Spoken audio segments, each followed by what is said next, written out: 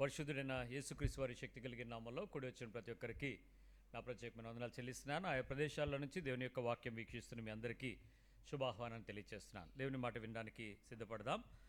మన విశ్వాస జీవితంలో ఆత్మీయత అనేది ఒక అద్భుతమైనటువంటి విషయం. ఆత్మీయత, విశ్వాస్యత, క్రైస్తవ్యము ఇలాంటి పదాలు మనం చెప్పుకునేటప్పుడు చాలా చక్కగా ఒక క్వాలిటీ ఆఫ్ విలువైన జీవితంగా కనబడతాయి.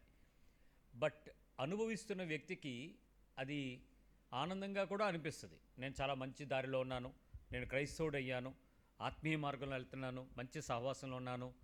కానీ ఆ మనిషి యొక్క జీవితంలో వాటి తాలూకా ప్రతిఫలాలు ఎప్పుడైతే అవతల మనిషితో ఉండేటువంటి సంబంధపు జీవితాన్ని నెరవేర్చుకున్నప్పుడు, పెనవేసుకున్న జీవితంతో నడుస్తుండేటప్పుడు ఆ వ్యక్తిత్వము అనుకుంటున్న దానికి, బైబిల్ కనపరుస్తున్న దానికి సత్సమాన స్థాయిని కనపరిస్తేనే దాని ఫలింపు అనేదాన్ని మా బైబిల్ ఒప్పుకుంటుంది. అందుకనే వేల మంది, లక్షల మంది సంఘాలుగా ఏర్పడినటువంటి ఆ తొలి సంఘాల్లో తీర్పు తీర్చడానికి 7 సంఘాల గురించి రాసినప్పుడు నాణ్యతా పరీక్ష జరిగితే ఏది గెలిచిందని చెప్తారు? ఏది గెలవాల, అన్నిట్లోనూ నష్టం కలిగించారు. ప్రభు బాధపడ్డాడు. ఇదిగో ఈ సంఘం ఇలా ఉంది, ఈ సంఘం ఇలా ఉంది. ఏదో ఒక డిగ్రీ ఎక్కువ ఎక్కడికి వచ్చిందిరా అని అంటే లవ్వుదిక్కే సంఘంకి వచ్చిందని చెప్పాలి. అందుకే అందరూ వాళ్ళు చర్చి పేరు లవ్వుదిక్కే అని పెట్టేస్తారు. చర్చి పేరులకు లవ్వుదిక్కే ఉంటే వాళ్ళు లోపల లవ్వుదిక్కే సంఘానికి సంబంధించిన జీవితం కనబడాలి కదా. సో ఆ రెండింటినీ మనం జీవితాన్ని చూసుకోవడం అనేది చాలా ప్రాముఖ్యమైన విషయం ప్రియులారా. ఈ మెసేజ్ తల్లిదండ్రులకు అవిధేయులైన వారు ఆఖరి రోజుల్లో వస్తారు అనేటువంటి మాటను మనం నేర్చుకుంటూ కొంచెం లోపలికి వెళుతూ వింటున్నాం. ఈ విషయాలు వింటున్నటువంటి స్థానిక సంఘానికి దాటినటువంటి సహవాసం, అంటే బయట వాళ్ళు ఎక్కడెక్కడ వాళ్ళు వింటున్నప్పుడు వాళ్ళు కొంతమంది నాతో మాట్లాడేటప్పుడు చాలా మంచి సాక్ష్యాన్ని ఇస్తున్నారు. దేవుడు మీతో మాట్లాడినటువంటి ఈ మాట ద్వారా మా కుటుంబంలో ఈ పరిస్థితి ఎన్నాళ్ళ నుంచో ఉండిపోయిందండి, దాన్ని మేము సరిచేసుకోగలిగాం, మా పేరెంట్స్తో మాకున్నటువంటి ఆ విషయాలను మేము బుద్ధి తెచ్చుకున్నాం, ఇలాంటి తప్పు చేసిన వాళ్ళమని మాకు అర్థమైంది. ఇలాంటి విషయాలని చాలామంది నాతో పర్సనల్గా మాట్లాడిన వాళ్ళు, మెసేజ్లు పెట్టిన వాళ్ళని బట్టి నేను దేవుని ఎంతగానో స్తుతిస్తున్నాను. ఇక్కడ నేనేదో ఆత్మప్రత్యక్షత చెప్పలేదు, కానీ స్థానికంగా మీరు ఈ విషయాలు ఇప్పటివరకు బోధించబడకపోవటం సేవకుల తప్పిదం, మనం కూడా దాన్ని తీవ్రంగా ఆలోచించకపోవటం మన తప్పిదం. ఎందుకంటే అది వినాలి, చెయ్యాలి అని చెప్తాం, కానీ అది ఎందుకు చేయాలి అనేటువంటి విషయం ఎవరు చెప్పారు? అది ఎందుకు అనే దానికి కొంత వివరణ తెలుసుకుంటున్నప్పుడు మనకు బాధ కలిగిస్తుంది. అయ్యో నిజమే కదా అని. ఎప్పుడు తెలుస్తుంది? తల్లిదండ్రుల విషయాలలో తల్లిదండ్రులకు అవిధేయులు అనేటువంటి విషయాన్ని సహజంగా 20 ఏళ్ల లోపు ఉండేటువంటి పిల్లలకి తల్లిదండ్రులకు విధేయత చూపడం అన్నంత సిలువ ఇంకోటి ఉండదు. సిలువ అని చెప్పాను నేను. జీవితంలో అన్నిటికన్నా అత్యంతమైనటువంటి ప్రభావం కలిగించే నొప్పి, బాధ ఏదైనా ఉంది అని అంటే సిలువ శ్రమ. మిగిలిన శ్రమలేమీ కాదు, పెద్ద విషయాలేం కాదు. సిలువ మీదకి ఎక్కి ప్రాణం పోయేంత వరకు గాలిలో ఊపిరి తీసుకోవడానికి అవకాశం లేక, మాట్లాడడానికి దమ్ము చాలక, చెప్పుకోవటానికి మనిషి లేక, నిన్ను చూసి నవ్వుతున్న వాళ్ళకి నేను చెయ్యలేదురా అని అరవలేక, అలా గాల్లో ఏలాడి ప్రాణం పోగొట్టుకునేంత వరకు ఒక సమస్య అయితే, ప్రాణం పోగొట్టుకునే లోపు ఏ పక్షో వచ్చి నీ రక్తాన్ని చూసి ఏ రాబందో వచ్చి దాని మీద పడినా కూడా ఎవడో తోలడం. ఎందుకంటే నీకు అలాంటిది అవ్వాల్సిందే, కుక్క సావు సావాల్సిందే అంటాం చూసారా. అలా వదిలిపెట్టేటువంటి శ్రమ. అలాంటిది 20 ఏళ్లలో పిల్లోడికి అమ్మ నాన్నకు లోబడండ్రా అని అంటే దాంతో సమానం, సిలువ ఎక్కడంతో సమానం. అంటే యేసు ప్రభు వారికి సిలువ వేయటం యొక్క ముఖ్య ఉద్దేశం ఏంటంటే ప్రపంచంలో అంతకన్నా క్రూయల్గా మరి శిక్షించి మరణించి చంపడానికి కావలసినటువంటి అత్యంత బాధాకరమైనటువంటి మరణ శిక్ష అది. రోమన్స్ కనుక్కున్నారు ఆ సిలువ వేయటం అనేది. అలాంటి పరిస్థితుల్లో యవ్వన కాలపు పిల్లలకి ఈ ఆజ్ఞ పెద్ద రుచించదు. అందుకనే జనరల్గా ఇలాంటి విషయాలు చర్చిలో గట్టిగా చెప్పేసామనుకోండి, పిల్లలు చర్చికి రారు. అందుకని పాస్టర్లు కూడా చెప్పరు. జనరల్గా అందరికీ తెలిసినవే కదా, 20 ఆజ్ఞలు కడత పెట్టి చిన్నప్పుడు స్టీల్ బొచ్చి ఇచ్చాం కదా గిఫ్ట్, 10 ఆజ్ఞలు వాటితో పాటు గడిచిపోతారు. అలా కాకూడదు. కాబట్టి వివరంగా దాన్ని తెలుసుకోవడం ద్వారా కొంచెం ఇబ్బందికరమైనటువంటి విషయాలైనా వాస్తవాన్ని వినడానికి ప్రయత్నించేద్దాం. కొలస్సీ పత్రిక 3వ అధ్యాయంలో మనం విన్నాం.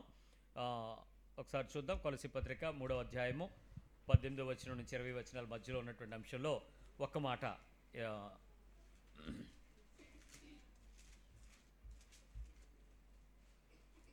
3వ అధ్యాయము 18 నుంచి అంటే అన్నీ చెప్పుకుంటూ వచ్చినా 20 వచనం దగ్గరికి వచ్చేటోడికి పిల్లలారా పిల్లలారా అన్ని విషయములలో మీ తల్లిదండ్రుల మాట వినుడి, మ్. ఇది ప్రభువును బట్టి మెచ్చుకొనదగినది. సో ఇక్కడ క్లారిటీ ఏంటి తెలుసా?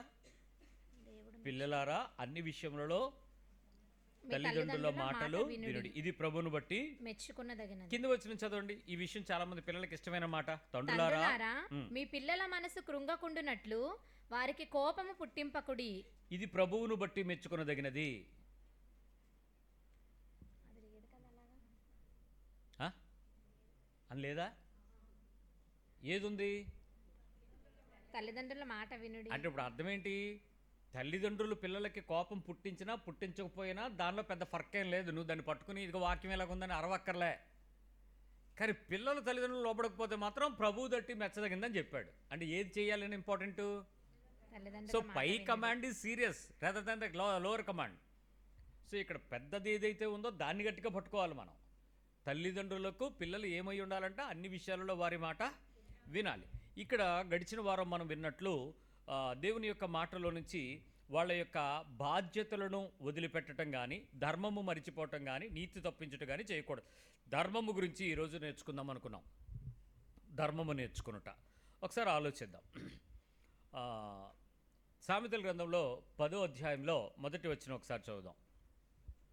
ప్రోబ్స్ 10:1 రాసావునా?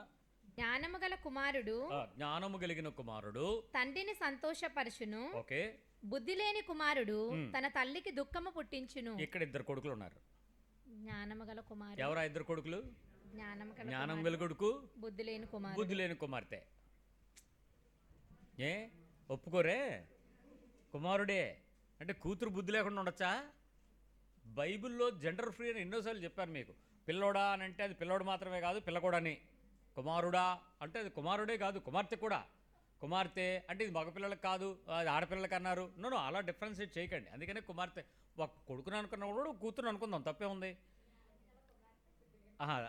జ్ఞానం కలిగిన కుమార్తె, బుద్ధి లేని కుమారుడు, ఓకే, ఏదైనా అనుకోవచ్చు. సో ఎలా నిర్ణయించబడుతుంది జ్ఞానం కలిగిన కుమార్తె ఉందని, బుద్ధి లేని కొడుకని? వాళ్ళు చేసే పనులు అక్కడ ఉన్నాయి. మొదటి విషయం, జ్ఞానం కలిగిన కుమారుడు తన తండ్రిని సంతోషపరచును. ఏం చేస్తాడంట? తండ్రిని సంతోష ఫాదర్ని హ్యాపీ చేస్తాడు. బుద్ధి లేనివాడు ఏం చేస్తాడు? తన తల్లికి దుఃఖం, అమ్మకి ఏడుపు తెప్పిస్తాడు. ఇక్కడ ఇద్దరు ఇప్పుడు అమ్మ వేరు నాన్న వేరు అన్నామా? మరి మీరు ఇందాకన్నారు. సో ఇప్పుడు అమ్మ నాన్న వేరు కాదు. ఫ్యామిలీలో నాన్న హ్యాపీగా ఉండి అంటే నాన్నకేమో బాటిల్ ఇచ్చి అమ్మకేమో రక్తం ఇస్తాడా? కళ్ళ రక్తం కరిగిస్తాడా? అప్పుడే కదా బుద్ధి లేనివాడు అంటాం. నాన్న హ్యాపీ ఖుష్ ఏమంటే నిజంగా నువ్వురా నా కొడుకు ఫాదర్స్ డేకి ఇచ్చావురా అన్నాడు అంటాడు. ఫాదర్స్ డే అనేది ఒక బాటిల్ అది తెచ్చిచ్చాడంట. నాన్న తాగు నాన్న అని. ఆడికి హ్యాపీ ఏమంటే బైబిల్లో ఉందన్నా, బైబిల్లో రాశాడన్నా, జ్ఞానం కలిగిన కుమారుడు తండ్రి సంతోషపెడతాడంట. నువ్వు ప్రపంచంలో ఏమి ఇచ్చినా హ్యాపీ అవ్వు, ఇది ఇస్తే తప్ప, అందుకే నీకు తెచ్చాను అన్నాడంట. తెలివితేటలో. సో తల్లి తండ్రిని ఒకరిని సంతోషపెట్టి ఒకరిని దుఃఖపెట్టేటువంటి పద్ధతుల్లో ఎలా ఉంది అనేది మనకి ఇక్కడ రాయబడి ఉంది. ఫాదర్ హ్యాపీ అయ్యి మదర్ ఏడిస్తే అది కుటుంబంలో సంతోషించదగ్గ విషయమా?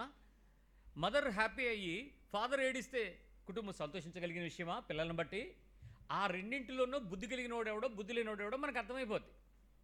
కొన్నిసార్లు కొన్ని పనులు చేసేటప్పుడు పిల్లలు చేస్తున్నటువంటి పనులను బట్టి ఫాదర్స్ కొన్నిసార్లు ఏముందలే అని అంటారు. అది doesn't mean that is making them happy. వాళ్ళు అవన్నీ పట్టించుకోకమ్మా పిల్లలు కదా అంటే తండ్రి సంతోషించినట్టు కాదు, సమర్థించినట్టు కాదు. ఆ విషయాలపై బుద్ధి కలిగిన వాడు దుఃఖం కలిగించకుండా చూడగలగాలి తల్లిని తండ్రిని కూడా. కేవలం వాళ్ళని సంతోషింపచేస్తున్నారు అని అంటే వాళ్ళకి కావాల్సినవేవో ఇచ్చి వాళ్ళని మరొకటేదో చేయటం అనేది తప్పు.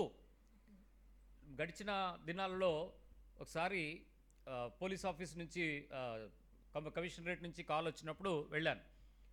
సార్ మాట్లాడుతూ వీళ్ళకి కౌన్సిల్ చేయాలండి అని అడిగాడు.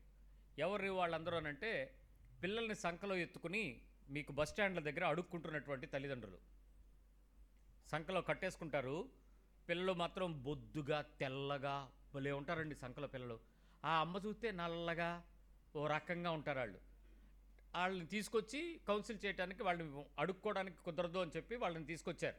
రీహాబిలిటేషన్ సెంటర్ పెట్టారు సూర్యాబాగ్లో, ఆర్టీసీ కాంప్లెక్స్ మేడ మీద 3వ ఫ్లోర్. వాళ్ళకి మంచి బెడ్లు ఇచ్చారు. ఓ పక్క ఎయిర్ కూలర్స్ నేను పెట్టారు. ఎవరో చారిటీ ఆర్గనైజేషన్లు ఫ్రిడ్జ్ పెట్టారు. వాళ్ళకి ఫుడ్ పెట్టడానికి కావాల్సినటువంటి హోటల్తో వాళ్ళకి కాంట్రాక్ట్ ఇచ్చారు. నువ్వు ఎక్కడ అడుక్కోవడానికి నీకు ఇబ్బంది లేకుండా వెళ్ళిపోయి అక్కడ పడుకుంటే నీకు వాళ్ళు ఫుడ్ పెడతారు 3 పూట్ల.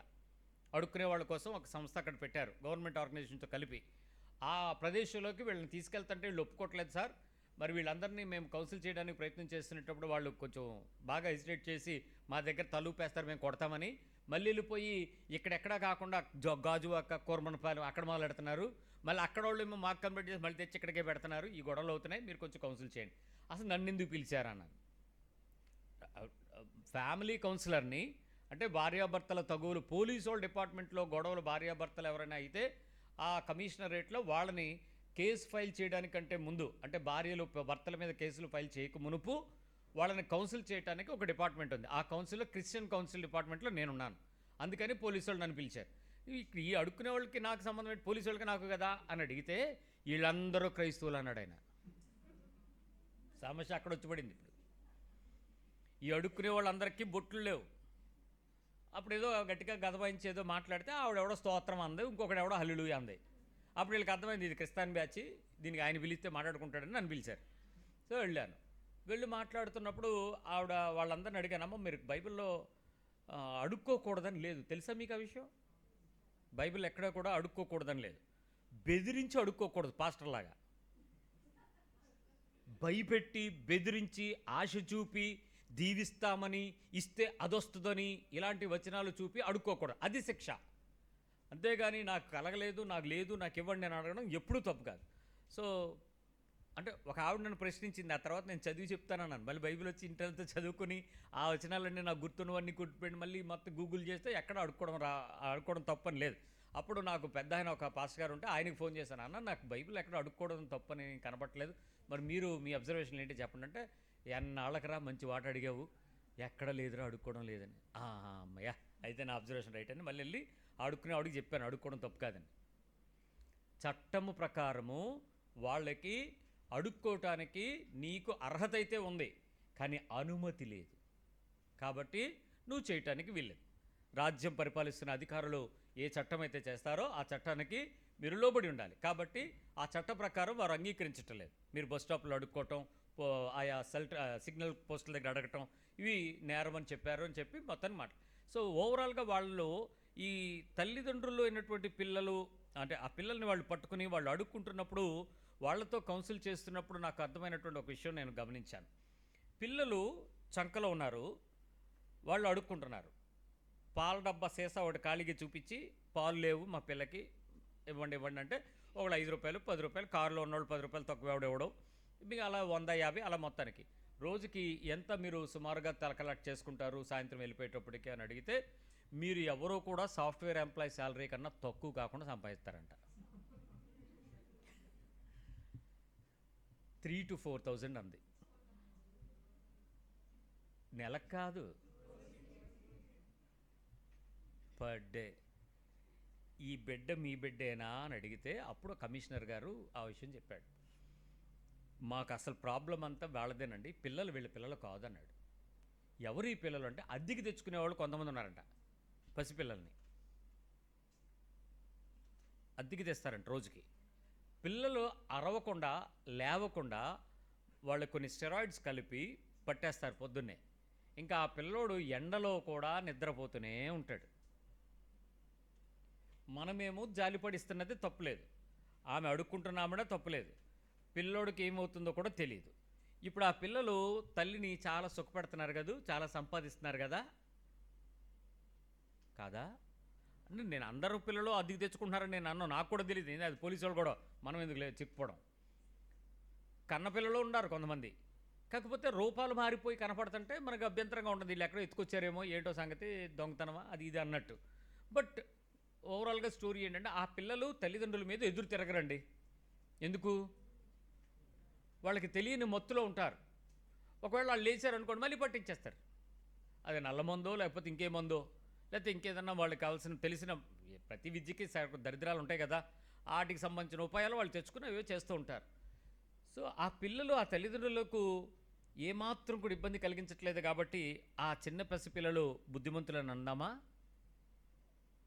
అలాగే పిల్లలు తల్లిదండ్రులను బాధ పెట్టకుండా ఉండగలిగేటట్లు మత్తులకు బానిసై వేరొక మత్తులో ఉంటే తల్లిదండ్రులు హ్యాపీగా ఉంటారన్నామా? ఏ గంజాయి మత్తులోనో, ఏ సారాయి మత్తులోనో, ఏ ఇతర డ్రగ్స్ మత్తులో ఉంటే పిల్లలు తల్లిదండ్రులు చాలా అందంగా ఆనందంగా ఉన్నారని చెప్తామా? నేను మీకు చెప్పే విషయం యూత్ పిల్లలకి చెప్పేటప్పుడు యవనస్సులు నేర్పించేటప్పుడు వాళ్ళకు ఒక విషయాన్ని నేర్పిస్తాను. 4 గ్రాములు 4 గ్రామ్స్ అంటే 2 గ్రాములు ఒక రకమైనటువంటి మత్తు మందును గనక బ్లడ్లోకి ఇంజెక్ట్ అయితే త్రూ నాస్టల్స్ ముక్కుల ద్వారా గనక పీల్చి నోటిలోనికి గొంతులో నుంచి ఊపిరితిత్తుల్లోనికి తీసుకొని పోయి బ్లడ్లో కలిగించేటువంటి కొన్ని మాదక ద్రవ్యాలను డ్రగ్స్ ఉన్నాయి. అవి గనక 2 గ్రాములు పీలిస్తే వాళ్ళు సుమారుగా 48 గంటల పాటు మత్తులో ఉంటారు. 48 అవర్స్ అది మత్తులో జోగింపచేసేలా చేస్తుంది. జస్ట్ 2 గ్రామ్స్ 2 గ్రాములు అంటే ఇంకా ఆల్మోస్ట్ చాలా తక్కువ అని అర్థం. అలాంటిది 4 గ్రాములు తీసేసుకుంటే ఒకేసారి ఏమవుతుందో తెలుసా? 72 సంవత్సరాల పాటు మత్తులో ఉంచుద్ది ఒక్క 4 గ్రాముల మత్తు మందు. దాని పేరేంటో తెలుసా? LOVE, love.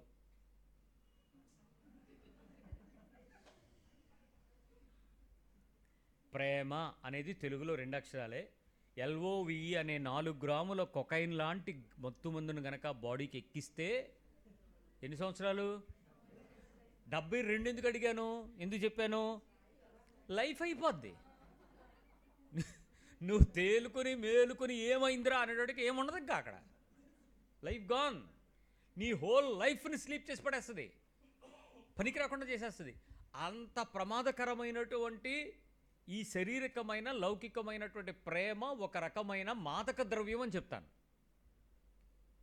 ఎంత మంచిదిగా వాడాలో తెలియని వయసులో ఆ మత్తుకు బానిసైనటువంటి వ్యక్తులు, ఏ మత్తు? గంజాయి, కొకైను, బ్రౌన్ షుగరు, ఇంక ఇలాంటి రకరకాల ఉన్నాయి కదా, ఇవి ప్రమాదకరమైనటువంటి మత్తు పదార్థాలు ఉన్నాయి చూసారా, దానికి సమానమైన భాగము ప్రేమించుట. ఏ వయసులో, ఏ యవ్వన కాలపు వయసులోనైతే దీనిలో పడతామో దీని ప్రమాదం, అన్ని కాన్సిక్వెన్సెస్. బుద్ధి కలిగించేటువంటి కొడుకు, బుద్ధి లేని కొడుకు. తల్లిదండ్రులను సంతోషం కలిగించటం, సంతోషాన్ని కలిగే బదులు దుఃఖం కలిగించటం. అంటే తల్లిదండ్రులకు పిల్లలు ఎట్టి పరిస్థితుల్లో అవిధేయులుగా మారిపోవడానికి కారణాలు ఎవరు అని అంటే, ఇప్పుడు మీరు ఇలాంటి పనులు చేస్తున్నప్పుడు తల్లిదండ్రుల మీద మీరు నిందిస్తారా? మీ పెంపకం బాగలేదు, మీ ఫుడ్ నాకు పెట్టలేదు, నువ్వు నన్ను ప్రేమించలేదు, అందుకే నేను దాన్ని ఎవడో ఆటో డ్రైవర్ని ప్రేమించాను. ఆటో డ్రైవర్లు తప్పు అంటలేదు నాన్న, మీరు చాలా మంచోళ్ళు, మీరు చేసే సమాజ సేవ ఇంతంత కాదు, మీరు లేకపోతే మేము ఏమైపోతాం. ఇప్పుడు ఇచ్చింది 15వ తారీఖు నుంచి బస్సు, అదే ఫ్రీ. ఇప్పుడు వరకు మేము ఎన్ని వేల రూపాయలు బాధలు పడదాం. మీరు ఎక్కడ ఆపమంటే అక్కడ ఆపుతారు, ఎక్కడ ఆపద్దన్నా అక్కడ ఆపుతారు. ఎంత కావాలన్నా మీ సర్వీసే మాకు ముఖ్యం. కాబట్టి మీరు చాలా బ్లెస్డ్. సో చదువుకున్న పిల్లలు వెళ్ళి ఆటో డ్రైవర్ని ప్రేమించడం అంటే ఆ తల్లిదండ్రులకు సంతోషం కాదు, మా కష్టం లేకుండా చేసేవాడడానికి ఏడిపే కదా. మరి ఏమిటి కష్టం అని అంటే, ఇక్కడ మనుషులుగా పిల్లలమైనటువంటి మనం చేస్తున్నటువంటి పని మన తల్లిదండ్రులను వాళ్ళకి చేయవలసిన పనిని చేయకపోగా చెయ్యకూడని పనులకు చేయటం అనేది వాళ్ళని దుఃఖం కలిగించటం అని చెప్తుంది బైబిల్. కాబట్టి తల్లిదండ్రులతో విశ్వాస జీవితానికి ఉండేటువంటి బంధాన్ని సరిగ్గా అర్థం చేసుకోవడానికి ప్రయత్నం చేస్తే ఈరోజు మీ కళ్ళు తెరుచుకుంటాయి, ఆత్మీయ కళ్ళు తెరుచుకోవాలి. దేవుని వాటల్లో ఒకసారి ద్వితీయోపదేశకాండం రాతాలి, ఆజ్ఞలకు వద్దాం ఒకసారి. యేసుప్రభు వారు చెప్పినటువంటి, నేను ద్వితీయోపదేశకాండాన్ని ఎందుకు ఎంచుకుంటానంటే, ద్వితీయ అంటే ఎన్నోది 2 సార్లు చెప్పాడని అర్థం. మొదటిది అయితే నిర్గమకాండం అన్న కాదు, ఫస్ట్ టైం. ద్వితీయోపదేశకాండం అంటే 2వసారి ఉపదేశం, కాబట్టి ఖచ్చితంగా మనం దాన్ని ఫాలో అవ్వాలి. ద్వితీయోపదేశకాండము 5వ అధ్యాయము 16వ వచనం. నీ దేవుడైన యెహోవా నీకు అనుగ్రహించు దేశంలో నీవు దీర్ఘాయుష్మంతుడివై నీకు క్షేమము కలుగునట్లు నీ దేవుడైన యెహోవా నీకు ఆజ్ఞాపించిన లాగున నీ తండ్రిని నీ తల్లిని సన్మానింపుము. ఇంత కండిషన్ పెట్టాడు. నువ్వు వెళ్తున్న లైఫ్, నీ లాంగ్ లైఫ్, నీ హెల్దీ లైఫ్, నీ పీస్ఫుల్ లైఫ్, నీ హ్యాపీ లైఫ్, 5 జీవితాలు పర్ఫెక్ట్గా ఉండాలంటే నువ్వు ఖచ్చితంగా ఈ జీవితంలో ఇలా ఉండాల్సిందే అని చెప్పాడు.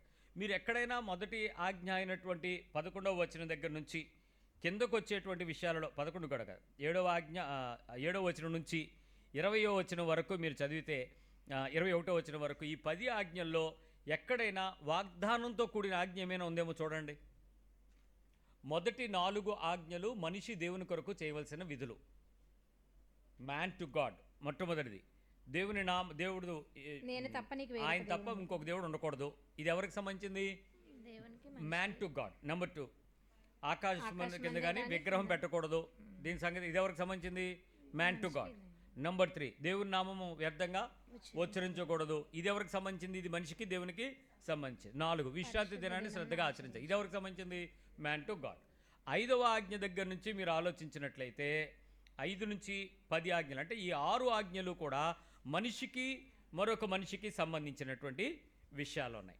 ఇప్పుడు ఆలోచించండి, ఈ విషయాలను మీరు ప్రశ్నించుకునేటప్పుడు ఏ పని అయితే మనం చేస్తున్నామో ఆ పనికి నీ పొరుగువానికి మధ్యలో దేవుడు పనిచేస్తాడు. ఈ ఆజ్ఞ వ్యక్తికి మాత్రమే సంబంధించింది కాక సమాజ శ్రేయస్సుకు సంబంధించినట్లుగా దీర్ఘాయుష్యును, సంతోషాన్ని, సుఖజీవనమును, ఆరోగ్యమును, అన్ని రకాలైనటువంటి జీవితాలు కలిగి ఉంటాయని చెప్పాడు. ఎందుకు ఈ ఆజ్ఞ ఇంత కఠినంగా ఇవ్వబడింది అన్నది మీకు మొదటి మెసేజ్లో చెప్పాను. అప్పట్లో విగ్రహ ఆరాధన కలిగించినటువంటి పద్ధతుల మధ్యలో మనుషులు వాళ్ళని పూజించటం, వాళ్ళని ఆరాధించటం అనేది విపరీతంగా ఉండేది. దానిని దేవుడు ఘర్షించాడు, తప్పన్నాడు. అలా కాకుండా ఇట్లా చేయమని చెప్పాడు. అయితే దీన్ని దేవుడు ఎందుకు ఈ ఆజ్ఞ ఇచ్చాడు అనేది మనం ఆలోచిస్తే దీని వెనక ఒక రహస్యమైన మర్మం కూడా ఉంది. అది మనం చాలా జాగ్రత్తగా ఆలోచిద్దాం. కొంచెం కన్నులు చెవులు జాగ్రత్తగా పెట్టుకొని వినడానికి ప్రయత్నం చేద్దాం. ఎందుకంటే ఎక్కడైనా మనం మిస్ అయితే దేవుని మాట లింక్ మనకి సింక్ అవ్వదు. మొట్టమొదట దేవాతి దేవుడు ఈ భూమిని తయారు చేసుకున్నాడు, సృష్టిని తయారు చేసుకున్నాడు. మొదటి సృష్టి, రెండవ సృష్టి. మొదటి సృష్టి పరలోకం, రెండవ సృష్టి భూమి. భూమి మీద ఉన్నటువంటి ఈ జాతీయ మనం అందరం ఇక్కడ జాతులు ఈ మొదటి సృష్టినిచ్చి రెండవ సృష్టితో సంబంధాన్ని కలపాలని ప్రయత్నం చేస్తునేటప్పుడు, అంటే తెగిపోయిన మానవాళి యొక్క సంబంధాన్ని తిరిగి పునరుద్ధరించడానికి దైవికమైన ఆలోచన ప్రారంభించినప్పుడు ఆయన ఒక ఆలోచన చేశాడు. మన రూపములో, మన పోలికలో, మన స్వరూపమందు నరుని చేద్దాం. ఆ నరుని స్త్రీగాను పురుషునిగాను చేద్దాం. ఒక్కసారి ఆదికాండం 1వ అధ్యాయము, జెనసిస్ చాప్టర్ 1:26. దేవుడు మన స్వరూపమందు మన పోలిక చెప్పున నరులను చేయుదము. ఇక్కడ దేవుడు చేద్దామనుకున్నాడు. 27 దేవుడు తన స్వరూపమందు నరుని సృజించెను, దేవుని స్వరూపమందు వాని సృజించెను. 2 మాటలు క్లారిటీ ఉన్నాయి ఇక్కడ. తన స్వరూపం, దేవుడు తన స్వరూపమందు నరుని సృజించెను, దేవుని స్వరూపమందు వాని సృజించెను. ఏంటో తన స్వరూపము, దేవుని స్వరూపము 2 రకాలు ఉన్నాయి ఇక్కడ, 2 పదాలు ఉన్నాయి ఇక్కడ. స్త్రీని గాను పురుషుని గాను వారిని సృజించెను. ఇక్కడ క్లారిటీ. దేవుడు ఏం చేశాడు చెప్పండి? స్త్రీ పురుషులను ఎవరెవరు తయారు చేశాడు? స్త్రీని గాను పురుషుని గాను కలిపి ఎవరిని? ఆదామును తయారు చేశాడు. ఆదాము తయారు చేసేటప్పుడు ఆదాములో ఎవరున్నారు? అందుకని ఆ స్త్రీని బయటికి తీయటం ఎప్పుడో దేవుడికి తెలుసు. కానీ దేవుని ఆలోచనలో మొదట ఒక మనిషిని తయారు చేసేటప్పుడే అతనిలో మరొక మనిషి ఉన్నాడు, మరొక మనిషి ఉంది. స్త్రీ అనేటువంటి లింగం ఉంది కాబట్టి ఆమెను లోపల పెట్టుకున్నాడు. ఇద్దరిని కలిపి తయారు చేశాడు. అది దేవుని యొక్క ఆలోచన. మొదట అయిపోయింది. మొదట ఆలోచన వచ్చేసిన వెంటనే, మొదటి మనిషిని తయారు చేసిన వెంటనే ఆ మనిషిని ఎలా తయారు చేశాడు అనేటువంటి విషయం ఇక్కడ నేల నుంచి 7వ వచనం, 2వ అధ్యాయం 7వ వచనం. దేవుడైన యెహోవా నేల మంటితో నరుని నిర్మించి వాని నాసికా రంధ్రములో జీవవాయువును ఊదగా. Very good. ఆ తర్వాత స్త్రీ ఎలా తయారైందట? 21 దేవుడైన యెహోవా ఆదామునకు గాఢ నిద్ర కలుగ చేసి అతడు నిద్రించినప్పుడు అతడు ప్రక్కటెముకల్లో ఒక దానిని తీసి ఆ చోటును మాంసంతో పూడ్చివేసెను. తర్వాత అయిపోయింది.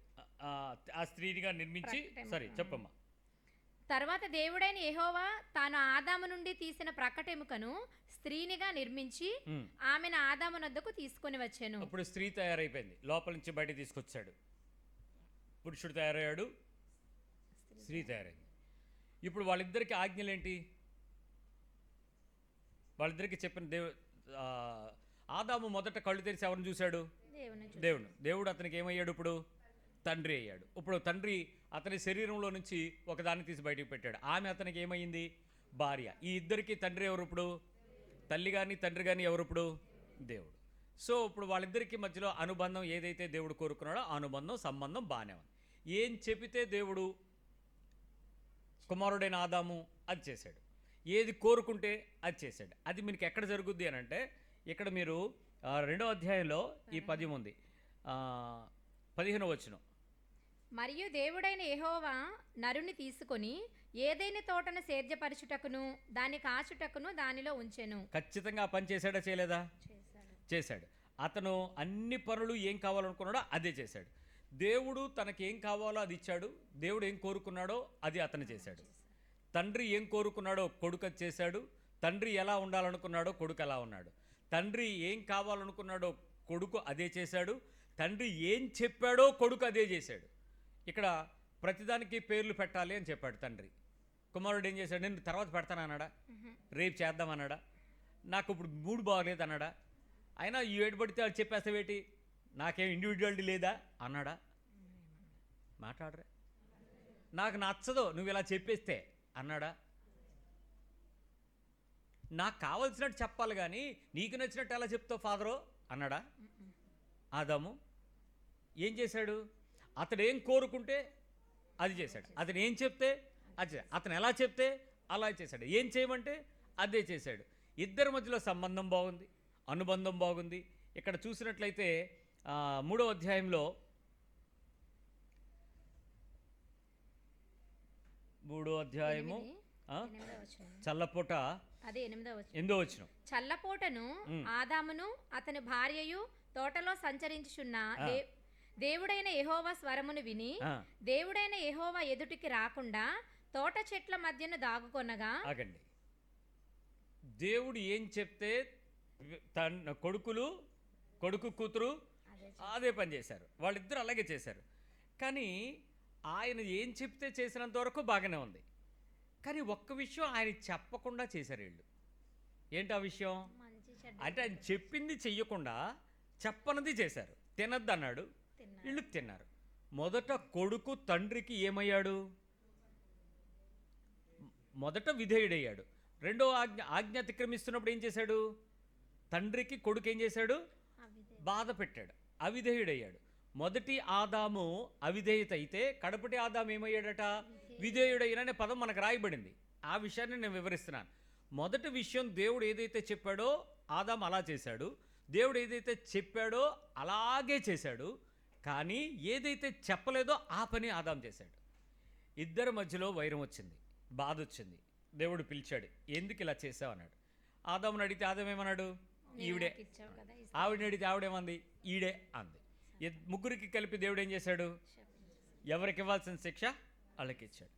తండ్రిని కొడుకు సంతోషపెట్టాలి, తండ్రిని కొడుకు ఆనందింపచేయాలి, తండ్రిని కొడుకు సన్మానించాలి. ఇది ఆజ్ఞగా మారడానికి కారణం, ఏ తండ్రి అయితే ఏ సృష్టిలో నుంచి కుమారుడైనటువంటి ఆదామును తయారు చేసుకున్నాడో ఆ ఆదాము ఆ తండ్రి యొక్క సంతోషంలో పాలిభాగస్సుడు అవ్వకుండా తప్పు చేశాడు. ఆ తప్పు చేసిన వెంటనే నువ్వు తిను దినమున ఏమవుతావు అన్నాడు ఆయన? సస్తావు, చచ్చిపోతావు అని చెప్పాడు. ఏం జరిగింది? ఆదాముకి జరిగినటువంటి శిక్ష ఏంటి? అతడు దానిలో నుంచి తోసివేయబడ్డాడు. ఎక్కడి నుంచి? ఏదేను అనేటువంటి ఆ సేఫ్ జోన్లో నుంచి బయటకు గెంటివేయబడ్డాడు. ఎట్ ద సేమ్ టైం అక్కడి నుంచి వేదన పడి పని సంపాదించుకొని, వ్యవసాయం ఆల్రెడీ ఇతనికి అనుభవం ఉంది, అక్కడ కాస్తున్నటువంటి పని ఉంది. కానీ ఇక్కడ ఉన్నటువంటి తోట ఏంటి? భూమి ఏం బలిచిపించింది? ముళ్ళ పొదలు, గచ్చ పొదలు, బ్రహ్మజండి మొక్కలు, అసలు విస్తారమైనటువంటి చెత్త బలిసిపోయింది. పరిశుద్ధమైన ప్రదేశంలో కావలసిన దానికి పేరు పెట్టుకున్నటువంటి మనిషి, కావలసింది కోరుకున్నట్టు తిని అనుభవించి ఆరోగ్యాన్ని తెచ్చుకున్న మనిషి ఒక్కసారే తన శరీరాన్ని శ్రమ పెట్టుకోవాల్సి వచ్చింది. తండ్రికి బాధ కలిగించేటువంటి మొదటి విషయం అతని శరీరాన్ని నలగొట్టుకున్నటువంటి పరిస్థితి. భార్య గర్భవేదన పెరిగిపోయింది, వేదన కలుగుతుంది, శ్రమ కలుగుతుంది, దుఃఖం కలుగుతుంది, బాధ పలుతుంది. ఆదామును అంటుంది, కానీ ఇద్దరు చేసిన పని అదే. తండ్రికి శిక్ష వచ్చింది, తండ్రికి బాధ కలుగుతుంది, కుమారుడు బాధ అనుభవిస్తున్నాడు.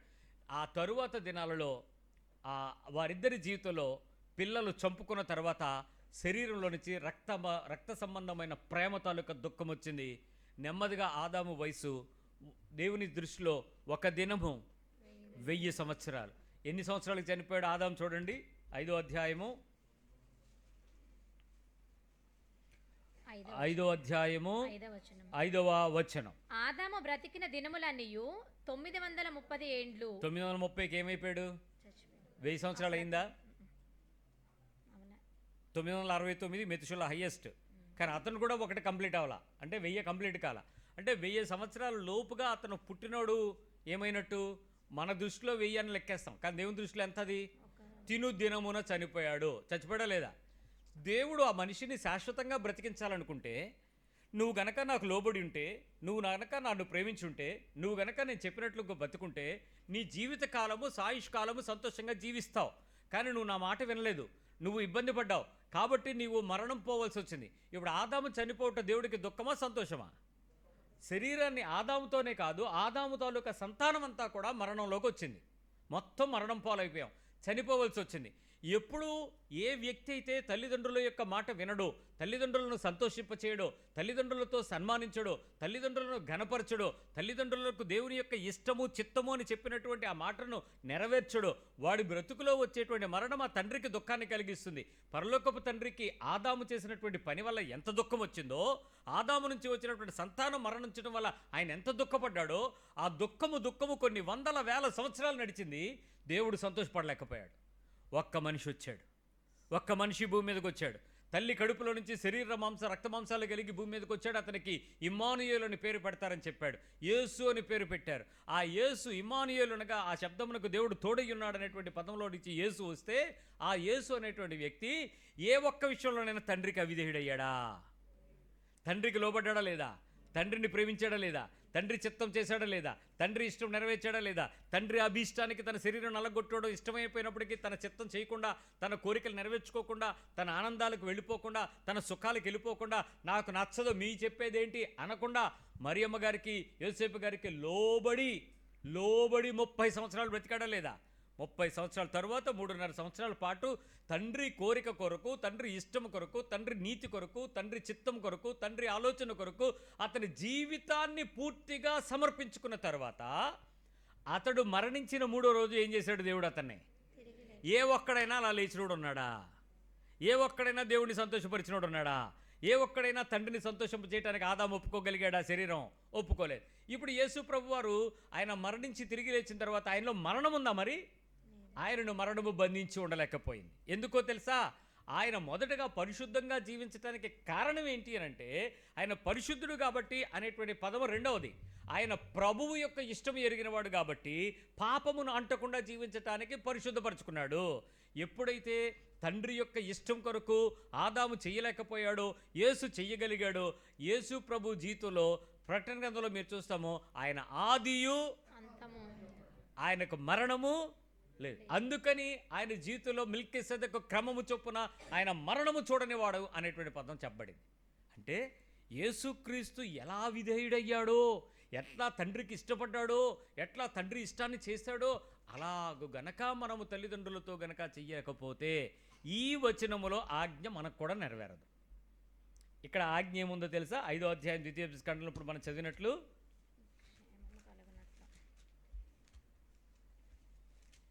నీవు అనుగ్రహించే దేశంలో నీవు దీర్ఘాయుష్మంతుడవై. ఆగండి, ఎక్కడ అనుగ్రహించే దేశం? వీళ్ళకి కనాను. యేసుక్రీస్తుకి ఎవరు? యేసుక్రీస్తుకి దేవుడు అనుగ్రహించే దేశం ఏది? పరలోక రాజ్యం. మనం ఎక్కడికి వెళ్తాం రేపు? పరలోక రాజ్యం. నువ్వు భూమి మీద అనుగ్రహించబడుతున్న ఈ రాజ్యంలో మాత్రమే కాదు సుమి, ఆయుష్కాలం నువ్వు ఇక్కడ సస్తావు. ఎందుకంటే ఆదాం వారసత్వం మనలో ఉంది, జీన్స్. మనమేం బతకడానికి అవ్వదు, మనము పోతాం. కానీ నీవు అనుగ్రహించబడుతున్న నీ నిత్యత్వపు దేశంలో నువ్వు లాంగ్ లైఫ్ బతకాలంటే, ఆలోచిస్తున్నారా? ఈ ఆజ్ఞ ఎక్కడ ఆగిపోవట్లేదు, భూమి మీద ఆగలేదు. నీ మదర్ ఫాదర్ కన్సర్న్ లవ్తో బతికే జీవితం క్రైస్తవుడా. నీవు అనుగ్రహించబోతున్న దేవుని రాజ్యములో కూడా నీవు నిత్యత్వములో సదాకాలం ఉండడానికి, నువ్వు ఎల్లకుండా ఉండడానికి కూడా కారణం ఇదే. ఈ ఒక్క ఆజ్ఞలోనే మిగిలిన అన్నీ దాచి ఉన్నాయి. నేను నా మదర్ అండ్ ఫాదర్తో నేను జీవించే జీవితం ఎర్త్లీ పీస్ఫుల్ హ్యాపీయెస్ట్ లైఫ్ వస్తుంది, కానీ లాంగ్ లైఫ్ ఎక్కడా? ఏమంటే మీరు చెప్పండి. 118కి మనం చనిపోయాడు చైనాలో ముసలోడు. ఆడే లాంగెస్ట్ సూపర్ ఇప్పుడు కొన్నంత వరకు. ఇంతకుముందు ఎవడో 120 అంట, ఈ 118 చచ్చిపోతాడు. నువ్వు లాంగ్ లైఫ్ ఏది 118 లాంగ్ లైఫ్ అంటే ఎలాగవుతుందండి? నువ్వు ఎవర్ లాస్టింగ్ లైఫ్ ఉండాలి. ఎక్కడది? అక్కడికి నువ్వు వెళ్ళాలంటే నువ్వు ఈ ఆజ్ఞ దాటాలి. నేను అబద్ధాలు ఆడినండి, గుడ్, మంచిది. నేను వ్యభిచారం చేయనండి, వెరీ గుడ్, చాలా మంచిది. నేను పొరుగువాడు సాక్ష్యం చేయనండి, వెరీ గుడ్. నేను సబ్బాత్ దినంకి వెళ్తానండి, వెరీ గుడ్. నరహత్య చేయనండి. మా అమ్మని మాత్రం ఓల్డేజ్ హోమ్లో పెడతానండి, so bad, very very bad, sorry sorry sorry. మా అమ్మని మా తమ్ముడు చూసుకోవాలండి, సో బ్యాడ్. మా అక్క పెన్షన్ తీసుకుంటుందండి, మా అమ్మదే. మా అమ్మని మా అక్క చూడాలండి, సారీ, సో బ్యాడ్. నువ్వు ఎన్ని రూల్స్ అని చెయ్యి, నువ్వు ఒక్కసారి నీ హృదయం క్రీస్తు దగ్గరికి వచ్చిందంటే ఆయన చెప్పింది చేయాలి. ఒకసారి మీ పక్కవాళ్ళు చెప్పండి. చట్టం కానీ లోకం కానీ సంబంధం లేదు, ఆయనే. ఎవరైనా మళ్ళీ మీకింటి ఊరు పెద్ద కుల పెద్ద ఎవడు ఉన్నాడేమో, ఆడు కాదు. దేవుడు చెప్పింది చేయాలండి. మా ఇంట్లో మా పెద్దోళ్ళందరూ మా తాత మాట వింటారు. మీ తాత ఎవడు మధ్యలో? పరలోకపు దేవుడు వాక్యం చెప్పాడు, వాక్యంలో రాసి పెట్టాడు, సున్నా పళ్ళు తీయటానికి లేదు, నువ్వు సబ్సిడీ చేయాల్సిందే. అది అయినా ఏంటండి, మా ఇంట్లో 6 ఉన్నాము, 6 చూడాలంటే ఎక్కడవుతుంది? మా పెద్దోడు చూసుకుంటాడులేండి, కుదరదు, 6 చూడాల్సిందే. అది మన అందరికి ఎక్కడవుతుందండి? మేము ఆఫ్రికా, అమెరికా. నువ్వు ఎక్కడికైనా వెళ్ళు, నువ్వు వాళ్ళ రక్తం, వాళ్ళ తిండి, వాళ్ళ శరీరం, వాళ్ళ డబ్బు, వాళ్ళ బలము, వాళ్ళ ఆరోగ్యం. ఇప్పుడు నువ్వేంటి మాట్లాడుతావు కబుర్లు? ఏ ఊరు వెళ్తే నాకెందుకు? నువ్వు చూడాల్సిన పని చేయాల్సిన పద్ధతిలో చేయాల్సిందే. అది నీకేరా లాభం. ఎక్కడికి? ఇక్కడ మాత్రమే కాదు, నీకు అనుగ్రహించబడుతున్న దేశము. యేసు ప్రభు వారు కొలస్సీ పత్రికలో పౌలు ద్వారా మాట్లాడించిన, ఎఫ్సి పత్రికలో చెప్పిన ఈ కన్సర్న్స్ ఏంటి అని అంటే, పౌలు మాట్లాడుతున్న ఉపదేశం మీరు వింటే అతను మాట్లాడుతున్నది నిత్యరాజ్యము ఉంది అనేటువంటి డిస్కషన్లో చెప్పాడు ఈ విషయాలన్నీ.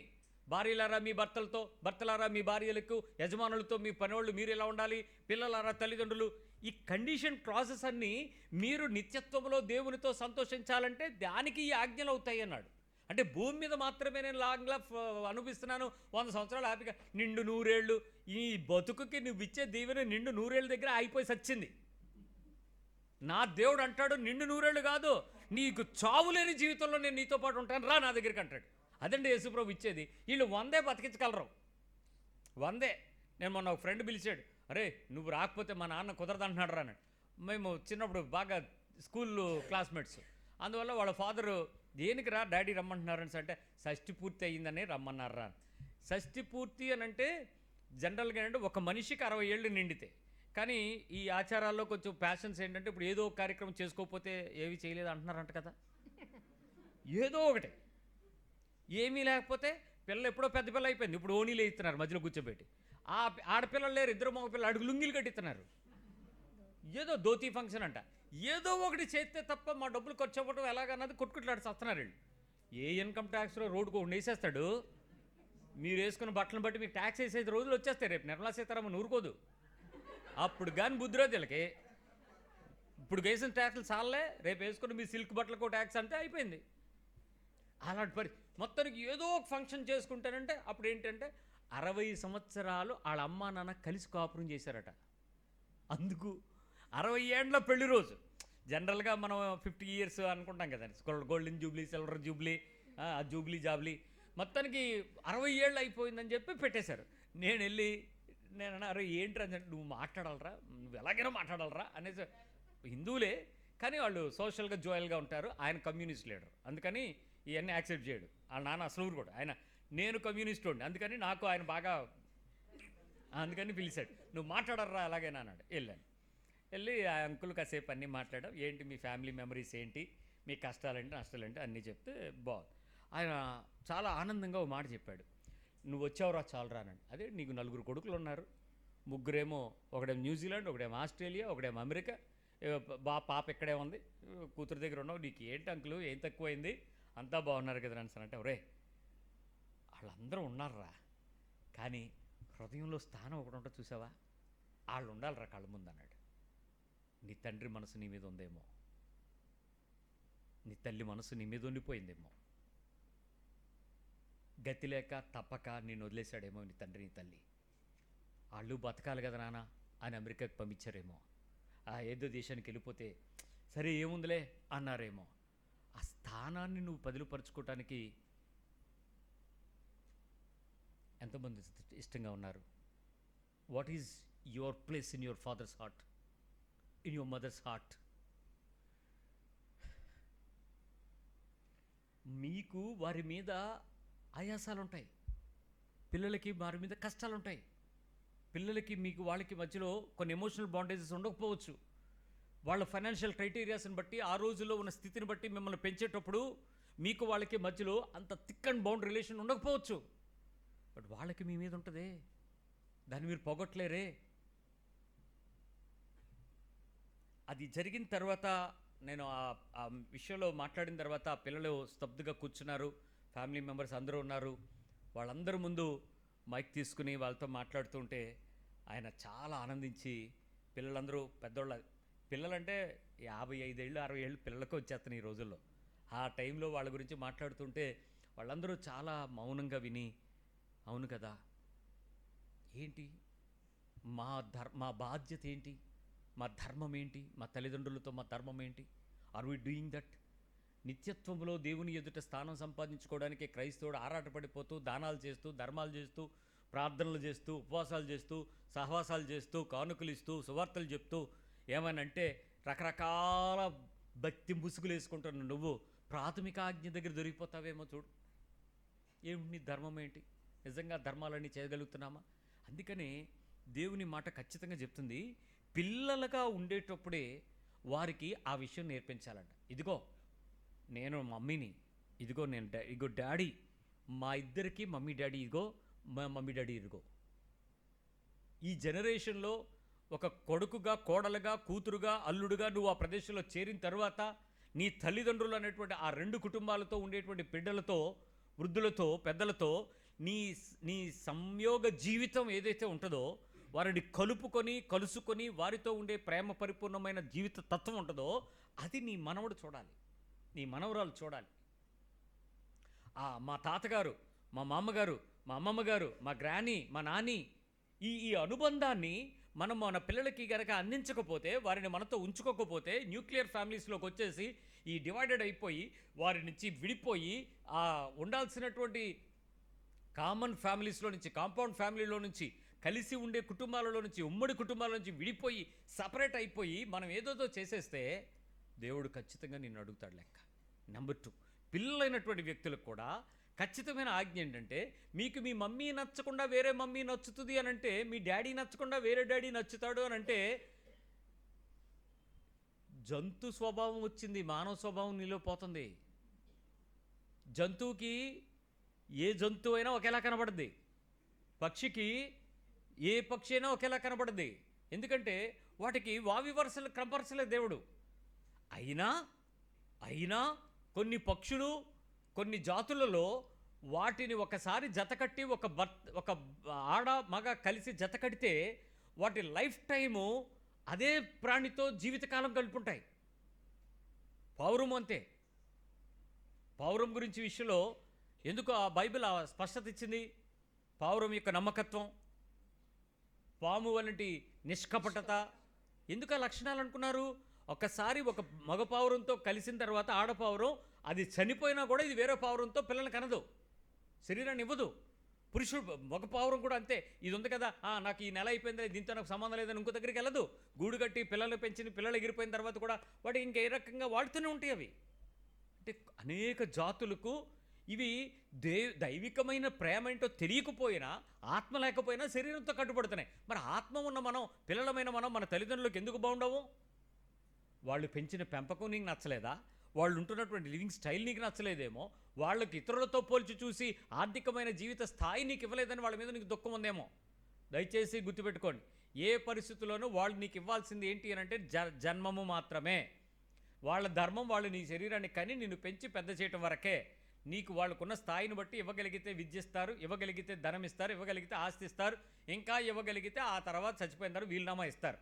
అది ఏమీ ఇవ్వలేకపోతే వాళ్ళు నీకు ఇచ్చింది నీకు చాలు, దాంతో నువ్వు బతకాలి, దాంతో నువ్వు పెరగాలి.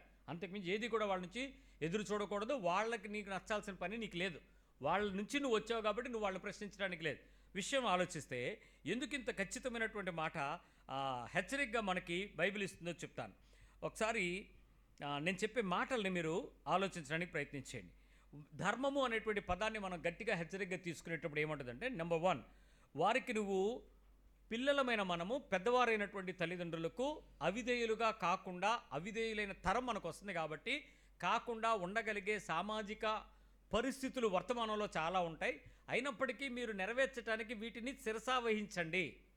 ఐ రిపీట్, మీరు వాస్తవ వర్తమాన పరిస్థితుల్లో వీటిని దాటగలిగే పరిస్థితులు వేరుగా ఉంటాయి, కానీ మీరు ఆజ్ఞకు శిరసావహించండి. I let me tell you an example. పిల్లలుగా ఉన్నంత వరకు ఏం ప్రాబ్లం లేదండి, పెళ్ళైన తర్వాతే ప్రాబ్లమ్స్ అన్నీ స్టార్ట్ అవుతాయి. Yes or no? అసలు అది కారణం ఏంటి? పెళ్ళా ప్రాబ్లం? పెళ్ళామా?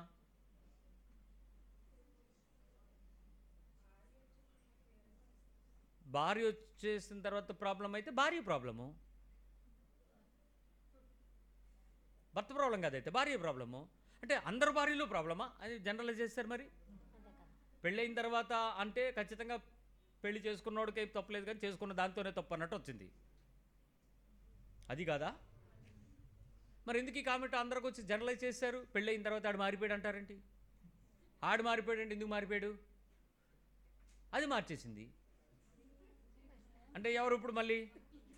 స్త్రీ వచ్చిన తర్వాత పిల్లోడు మారతాడా? సహజమా? నేను ప్రశ్నించడం కాదు, దాని అందరికీ ఆన్సర్ కూడా ఉంది. సో మార్పులు జరుగుతాయి.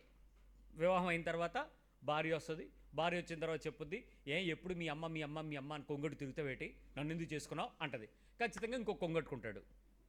అప్పుడు ఇది అల్లం, ఇది బెల్లం, తల్లి అల్లం, పెళ్ళం బెల్లం. ఈ బెల్లం దగ్గర చేరుతాడు. ఈ బెల్లం దగ్గర చేరి తల్లి అల్లం కూరుకుంటుందా? సొంటిలాగా మారిపోద్ది, కోపం వచ్చేది, మండిపోద్ది. ఇంకా అక్కడి నుంచి ప్రాబ్లమ్ స్టార్ట్స్. ఏమంటే నన్ను ప్రేమించలేదు, నన్ను పట్టించుకోవట్లేదని కొడుకు మీద, ఈడంటే నాకెందుకే పెళ్లి చేసావు, మరి ఇది నన్ను ఊరుకుంటుందేటే అని ఈయనేమో భార్య మీద. ఇద్దరి మధ్యలో క్లాష్. సో ఇప్పుడు భార్యను పట్టించుకోవాలా, తల్లిని పట్టించుకోవాలా? అదే తల్లా పెళ్ళామా సినిమా.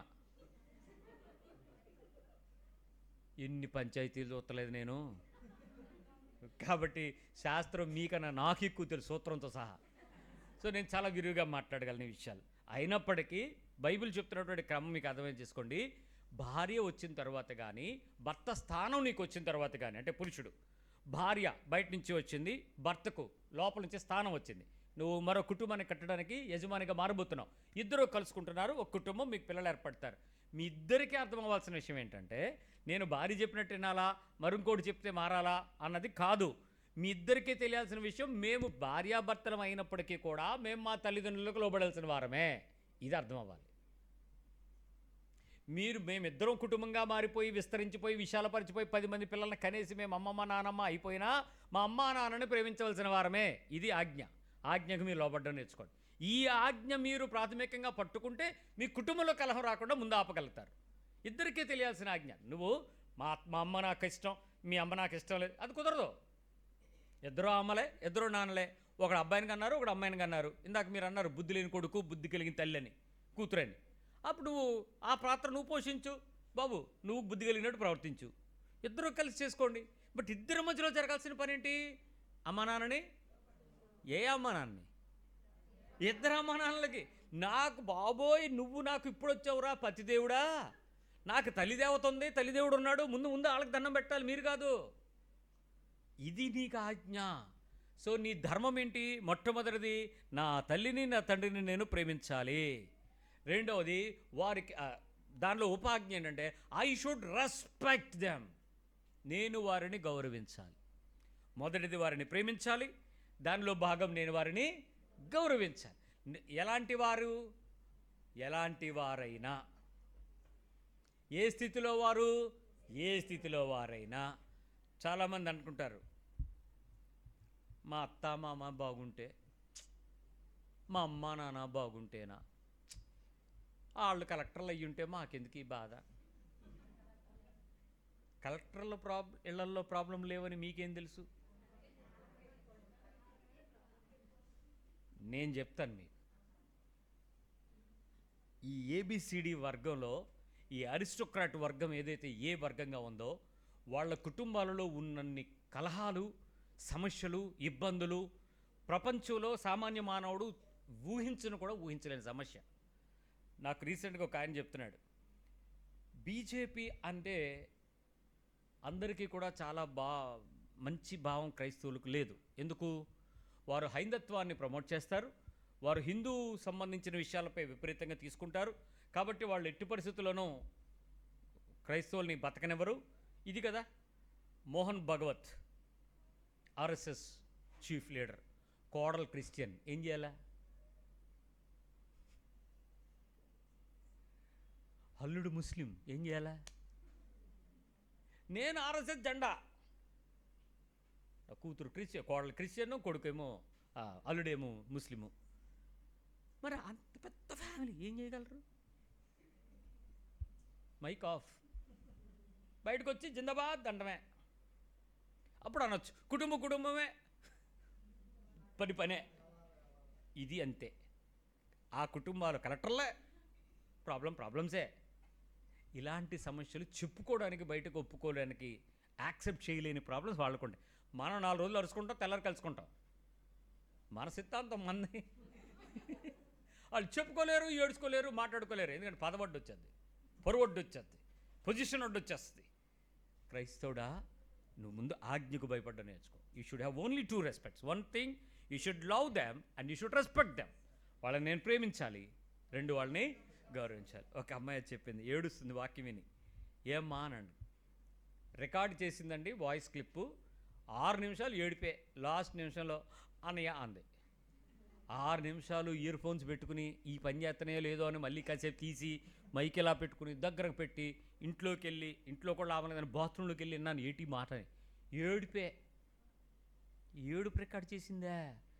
ఇంతకీ ఎందుకు ఏడుపు పెట్టిందా? ఊరుకున్నాను. మరుసటి రోజు పెట్టింది. ఏంటనంటే, నిన్న మీతో మాకి విన్న తర్వాత ఏదో చెప్దాం అనుకుంటే అంతసేపు ఏడుపే వచ్చింది అన్నయ్య, ఏం చెప్పలేకపోయాను. ఏంటి సంత? మాకు అమ్మా నాన్న లేరు, ఏం చేయాలని. ఏడుపు కారణం ఏంటంట? చాలా సంతోషం ఏంటంటే, నీలాంటి ధర్మ సందేహాలకి ఏటికైనా సమాధానం చెప్పగలను నేను. నీ ఇంటి పక్కన చూసావా అన్నాను. అంటే వాళ్ళు ఎప్పుడు గొడవ పడుకున్నారు, వాళ్ళని ప్రేమించి వెళ్ళాను. నాకు తెలియదు వాళ్ళ పక్కన ఎవరున్నారు, ఉన్నారు కదండి, ఎప్పుడు గొడవ పడుతూ ఉంటారు. వెళ్ళి వాళ్ళని ప్రేమించు, నీకు తండ్రిగా భావించి వారికి కావాల్సినవన్నీ ఇస్తూ ఉండు, వంట చేసి ఆవిడకి అన్నం పెట్టు, వాళ్ళకి ఏమైనా మందులు హాస్పిటల్ కావాలని తీసుకెళ్తూ ఉండు, నువ్వు రోజు ఆవిడకి చూస్తూ ఉండను అంటే, అమ్మయ్యా ఏడు పాపే, ఇంకెప్పుడు ఫోన్ కొట్టుకో. నీకు తల్లి తండ్రి లేకపోవటం కాదు, లేకుండా చేసుకోకపోవడం ఉండు. అది ఎంత ప్రమాదం. నువ్వు నా కూతురువే కాదే అని ఒక తండ్రి అన్నాడంటే, ఒరేయ్ నువ్వు నా కడుపుని చెడబుట్టావురా అని ఒక తల్ల ఎందంటే, ఏం బతుకురా బతుకు. అది కోపంలో అనడానికి వేరు, దుఃఖంలో అనడం వేరు. కోపంలో అనివ్వండి, తప్పేం లేదు. వాళ్ళు శరీర సంబంధులే, ఆవేశాన్ని బట్టి బాధపడ్డారు, ఓకే ఫైన్. కానీ దుఃఖంలో అన్నారా, నీ చేత తప్పు, ఖచ్చితంగా నీ క్రియలు తప్పు అవడం వల్లే వాళ్ళు కడుపు మండి ఆ మాట అన్నారు. అలా అనడానికి కారణం ఏంటి?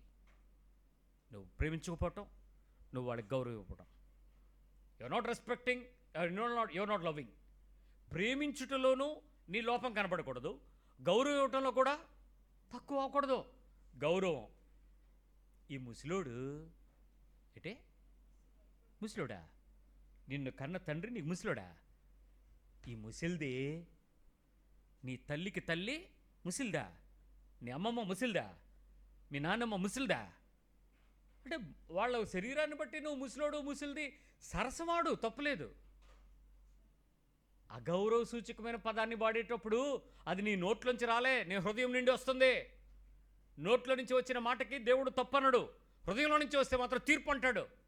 ఏ మాట అయినా చూసుకో, ఎవరితోనైనా ఉండు. నువ్వు నోట్తో మాట్లాడేసిన వెంటనే నువ్వు నోట్తో మాట్లాడిన దానికైతే నువ్వేమంటావు తెలుసా? సారీ అని అడుగుతావు. అయ్యి సారీ అయ్యి ఏదో అనిసాను, ఏమనుకోద్దే. ఎందుకంటే ఇది అప్రయత్నంగా నీ అనంగీకారమైనటువంటి హృదయం నుంచి రాలేదు, అది నోట్లోంచి వచ్చింది, జారిపోయింది, క్షమాపణ అడిగేస్తావు. హృదయంలో నుంచి వచ్చిన తర్వాత ముఖం తిప్పేస్తావు. ఉక్రోషం, జ్ఞాపకం, బాధ, పాత విషయాలు గుర్తు, దాంతో అసహించుకుంటావు. కాబట్టి దేవుడు తీర్పులో పడిపోతావు. నువ్వే నోట్తో మాట్లాడావో, వ్యర్థంగా పలికే ప్రతి మాట గురించి నువ్వు దేవుని తీర్పులో పడతావు. భయం లేదా నీకు దేవుడు అంటే?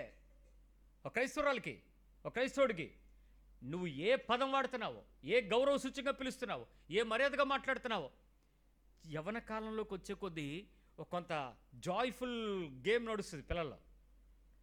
డాడీని బ్రో అన్నాం, వాట్ డ్యూట్ అన్నాం, ఇంగ్లీష్ ఎక్కువైపోయింది కదా, మనకు ఇప్పుడంతా ఫారెన్ దిగిపోతుంది సరుకు. సో వాట్ యార్ అంటే డాడీ కూడా పెద్ద సీరియస్గా, పిల్లల్ని పెద్ద సీరియస్గా ఏం తీసుకోడు. మరీ సీరియస్గా నాన్నగారు వెళ్ళి రమ్మంటారా, అంత అక్కర్లేదు నాయన, అంతా ఓయే అక్కర్లేదు, మాకు ఇవ్వాల్సింది ఇచ్చే చాలు నాయన, ఎక్స్ట్రా తెచ్చిపెట్టకు. వందనములు నాన్నగారు. ఒకప్పుడు ఉత్తరాలు రాశాం. మహారాజశ్రీ పూజ్యనీయులైన నాన్నగారికి వినయముతో మీ ప్రియ పెద్ద కుమారుడు నమస్కరించురా అనేది అంతా నిజమేనా?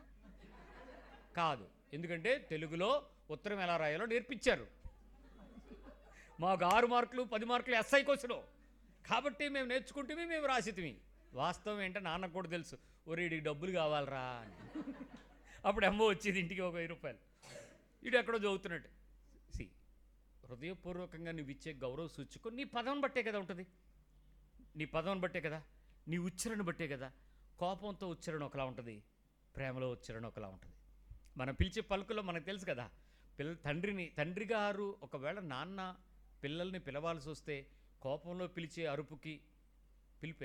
పిలుపుకి, ప్రేమతో పిలిచే అరుపు కాదు పిలిపేలే, ఎలా ఉంటుందో తేడా తెలుసా లేదా మీకు? బాత్రూంలో ఉండండి, క్రికెట్ గ్రౌండ్లో ఉండండి, నాన్న అక్కడి నుంచి పిలిస్తే దానికి శబ్దానికి అర్థం తెలిసిన వాళ్ళు ఎవరు? మీరే కదా. మూడు బాగోలేదురా అని. ఏంటర్రా మీకు అనుబంధం మీ నాన్నగారు అమ్మగారితో? ఇప్పుడు ఎందుకర్రా మిస్ అయింది? వాయ్? నీ మనస్సులో ప్రేమ తగ్గింది, నీ పదాల్లో గౌరవం తగ్గింది. దేవుడు నేను లక్ష్య పెట్టినప్పుడు ప్రతి విషయం కన్సిడర్ చేస్తాడు. జాగ్రత్త. You should respect your parents and you should love your parents. నీ తల్లిదండ్రులు నీవు అలా ప్రేమించమన్నాడు. అక్కడ ఆజ్ఞతో కూడినటువంటి విషయం క్రీస్తుతో అనుబంధానికి మనం అర్థం చేసుకోగలిగితే ఆ మర్మం మీకు అర్థమవుతుంది. భూమి మీద కాదు, నిత్యత్వంలో కూడా. ఒకవేళ భూమి మీద అలాంటి పరిస్థితుల్లో ఏ విషయంలోనైనా నష్టం కలిగించేటువంటి ప్రవర్తనలో బ్రతికి పనిచేసి నిత్యత్వం పొందుకోవటానికి నువ్వేమైనా షార్ట్కట్లు ఉన్నాయా? యేసుప్రభుని పట్టుకుని దూరిపోదాం అనుకుంటున్నావా? విషయం తెలుసా మీకు? యేసుప్రభు ఒక్కడే మీకు అడ్డంగా అయిపోతాడు. మీరు ఆయన పట్టుకుని దూరిపోతే కాదు, పిడుగులు పడతాయి అనుకుంటా. సో ఎందుకు ఆ అడ్డం ఖచ్చితంగా వార్నింగ్ ఇస్తున్నాడు? యేసుప్రభువే మీకు ఎందుకు ఆటంకం ఇప్పుడు అర్థమైందా మీకు? మీరు అన్యాయం చేసిన, అక్రమం చేసిన, దోపిడీతనం చేసిన, తాగుబోతనం చేసిన, ఆడంగితనం చేసిన, పురుష సంయోగులు అయినప్పటికీ, అబద్ధికులైనప్పటికీ, విగ్రహారాధికులు అయినప్పటికీ మీరు అందరూ దేవుని రాజ్యంకి వెళ్ళరని ఎవరు చెప్పారు? యేసుప్రభు గేట్ కీపర్ అయిపోతాడు అక్కడ. మీరు ఆ యేసుబాబుని పట్టుకుని మేము రక్షణ పొందాం హల్లెలూయా స్తుతి మహిమని ఇక్కడ గెంతులయ్యి అక్కడికి వెళ్ళి మీ అమ్మ నాన్న పట్టించుకోకు, అక్కడికి వెళ్ళడానికి దారి ఆపేస్తాడు ఆయనే. నాకు ఇప్పటికీ వాక్యం చదువుతున్నప్పుడు కొన్నిసార్లు ఎంత భయపడతానంటే, ఏంటయ్యా నీ కోసం అంత సమర్పించుకుని అంతా వదిలేస్తే లాస్ట్లో చూసి చూడనట్టు వదిలేచ్చు కదా అని అడుగుతాను. ఆయన ఏమంటాడు చెప్పండి? ఏటో కుదరదా? మీకు తెలుసా? మరెందుకు అలా చేస్తున్నారు? చూసి చూడనట్టు వదలని మీకు తెలుసు, నాకే కాదు. బైబిల్ చదివినోడు ఎవరికైనా తెలుసు, క్రైస్తవుడైనోడికి. అందరూ చెప్పర్లే, అందరూ ఏమంటారు అమేజింగ్ గ్రేస్ అంటాడు ఒకడెవడో వచ్చి మధ్యలో. అదట అద్భుతమైన కృపట. నువ్వేమైనా చెయ్యి, యేసుప్రభు నామములో హల్లెలూయా స్తోత్రం ఆమేన్ సారీ లార్డ్ అనే అయిపోతావు, దూరిపోతావు అంటున్నాడు. ఎల్లో అక్కడ ఇంకో దారి లేదు, ఒకటే దారి, అది యేసు. అది ఇరుకు మార్గం అంతే, దానిలోంచి వెళ్ళాలి. ద్వారం ఆయనే, తలుపు ఆయనే. నీ ఇష్టం వచ్చినట్టు పరిగెట్టడం కుదరదు. సో మొదటి విషయం దగ్గర మనం ఇబ్బందికరంగానే దొరికిపోతున్నాం. ఏమని? ప్రేమించలేకపోతున్నాం, గౌరవించలేకపోతున్నాం. ఒకవేళ ప్రేమించగలిగినా కూడా నీ ప్రేమ మొదటి కొరింథీ 7 ఉండాలి. లక్షణాలు ఉన్నాయి అక్కడ, దానిలాగా ఉండాలి. వాళ్ళు అన్నారే అనుకో, ప్రేమ అన్నింటినీ తాడుకొనును, అన్నింటినీ భరించును, అన్నింటినీ సహించును, అన్నింటినీ కప్పుకొనును, ఓర్చుకొనును, దయచూపును, సహించుది. ఇంక మరి అవన్నీ ఒకసారి ఆలోచించండి, ఏమవుద్ది? మన ప్రేమకు పుటమేస్తే మట్టి బయటకు వస్తుంది, చండాలం బయటకు వస్తుంది. రాకూడదు. ప్యూర్ లవ్ బయటికి రావాలి. అంటే ఒక తల్లి తండ్రితో దేవుని యొక్క పోలిక చొప్పున. మీరు ఇక్కడ ఈ 10 ఆజ్ఞల్లో ఒక చిన్న విషయం చెప్పేసి ముగిస్తాను. 10 ఆజ్ఞల్ని మీరు చూసి 10 ఆజ్ఞలతో దేవుడితో ఎలా ఉండాలని ఏమైనా ఉందా చూడండి ఇక్కడ, మీరు నిత్యత్వం పొందాలంటే.